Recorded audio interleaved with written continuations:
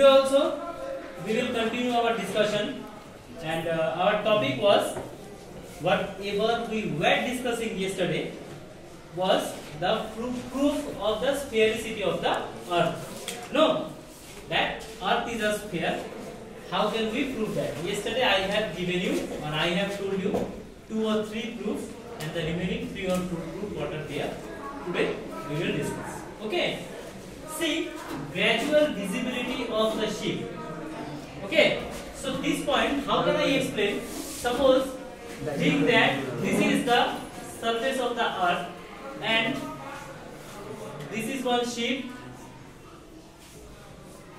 Near about this is one ship, and near about this is one ship. Okay, these 3 are going on from this side. Understood? So, gradual visibility of the ship, and if we will watch straight from this point, suppose some eye is watching from here. This is one eye. Okay, this eye is watching this point. What we will understand, what we will feel? We will feel that the ship which is running in the first position. Okay, 3 ships are there. The ship which is running first will be disappeared after some time.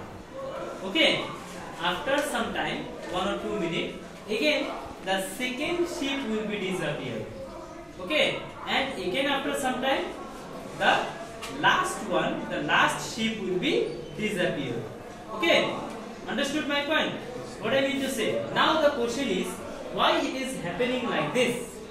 Why it is happening like this? ये ऐसा क्यों हो रहा है? As because this is happening, as because the size and the shape of our earth is only circle or sphere.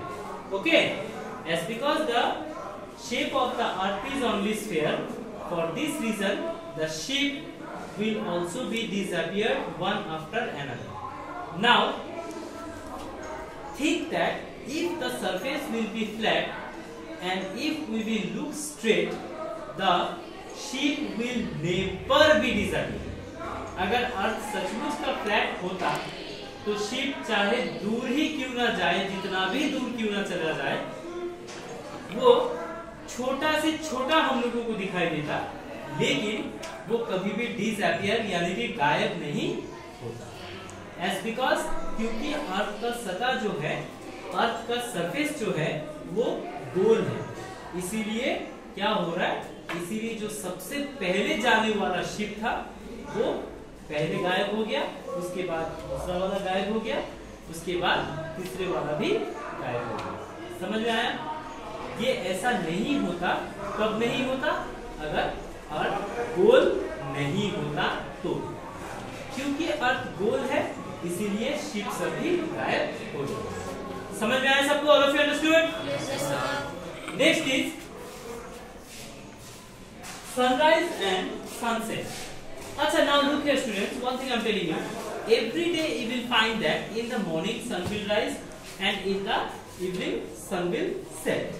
No, सुबह सूरज जाग जाते हैं बेचारे, और शाम को किसी से कोई गिला शिकवा नहीं करके वो अपना ड्यूटी करते हुए बेचारे जाके सो जाते हैं.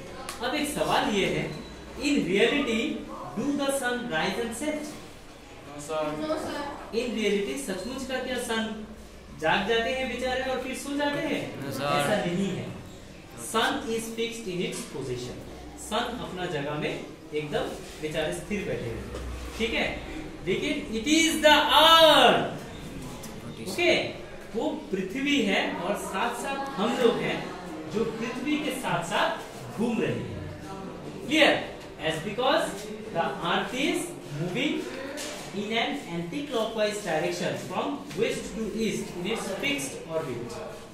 Okay, fixed orbit में अर्थ घूम रहे हैं, इसीलिए क्या हुआ, इसीलिए अर्थ को हम लोगों के पास ये महसूस होता है कि बेचारे सूरज जाग जाए या फिर जाकर शाम को सो भी जाए, लेकिन सचमुच का ऐसा कुछ होता नहीं. समझ में आया? आया समझ में? Clear? Next is lunar eclipse. Now एक बार यहाँ पे लूनर एक्लिप्स ही दिया हुआ है, यहाँ पे सोलर एक्लिप्स भी होगा. तो have you know lunar eclipse ही होगा। Have you ever noticed lunar eclipse? Have you ever noticed lunar eclipse को नोटिस किए हो? लूनर एक्लिप्स को अगर नोटिस करोगे तो ये देखना कि हम लोग का अर्थ और सन के बीच घूम चले जाते। समझ में आया? अर्थ और सन के बीच क्या आ जाते? घूम चले। क्लियर? समझ में आया? सब घूम चले आ जाने के बाद क्या हो जाएगा? घूम चले आ जाने के बाद सन का लाइट जो है वो अर्थ तक ठीक से नहीं पहुंच पाता। ये तो तुम लोग जानते हो, बीच में अटक जाता है, ठीक है, जिससे लूनर एक्लिप्स होता है। क्लियर?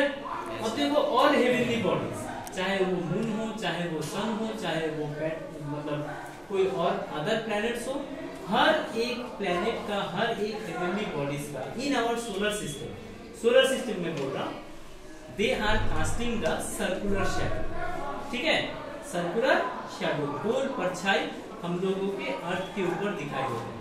अब तुम एक बात बताओ, क्या अगर कोई चीज चौकोना होगा या फिर ट्रायंगल होगा, उसका पिक्चर क्या गोल बनकर आ सकता है? नहीं। उसका छाव, उसका शैडो क्या आ सकता है बनकर, सर्कल बनकर? नहीं। सिर्फ एक सर्कल वाला सब्जेक्ट मैटर, सिर्फ एक सर्कल वाला ऑब्जेक्ट का ही शैडो सर्कल आ सकता है। तो ये भी प्रूव करता है कि मून जैसा कि गोल है, मून का शैडो और दूसरा प्लैनेट्स का शैडो जैसा कि गोल आ जा रहा है अर्थ पर, तो अर्थ का भी शैडो गोल ही हो। क्यों गोल होगा? क्योंकि वो सब भी, बाकी सब प्लैनेट भी गोल है तो अर्थ भी गोल होगा। बाकी सारा प्लैनेट गोल है, अर्थ ट्रायंगल शेप का होगा? नहीं होगा, because all our planet. Understood now my point? All of you understood? Yes sir. Next is planetary body. ये तो मैं अभी तुम लोगों को बताया कि as because all the planetary bodies, that means nowadays we do not consider Pluto as the planet. Pluto को हम लोग planet के हिसाब से नहीं मानते हैं, ठीक है, हम लोग मानते हैं उसको। प्लूटो को छोड़कर बाकी सारा जो 8 प्लैनेट है वो सबको हम लोग प्लैनेट मानते हैं, लेकिन प्लूटो को नहीं मानते, ठीक है। तो बाकी सारा 8 planet, all 8 planets are of circular shape. अच्छा, 8 में से अगर हम लोग अर्थ को भी छोड़ देंगे तो बाकी 7 प्लैनेट, बाकी 7 में से 7 प्लैनेट गोल ही है, सर्कुलर ही है, ठीक है। बाकी सातों का सातों प्लैनेट क्या है? गोल है, like the football, like the